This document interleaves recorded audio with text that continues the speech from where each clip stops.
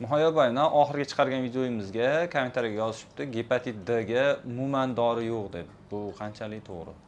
Bu noto'g'ri, chunki o'sha aynan gepatit Dga ta'sir qiladigan Mercledex dedik, o'shani 19-yil bo'lsa, mana 7 yil davomida men kuzatayotgan bemorlar orasida ham olganlar bo'ldi. Rezultat bo'lgan, lekin bu son juda ham kam, 3 tagina kasal. Shuning uchun mana hozir yana ikkitasi olyapti.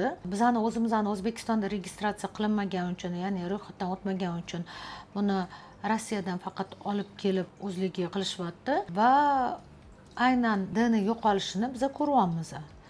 Endi bu hali kuzatuv davomida, lekin o'sha Rossiya olimlari va ularning kuzatish bo'yicha aynan ta'sirchanligi Dga yaxshi, lekin bu Mercledex hech qachon bitta o'zini qilinmaydi.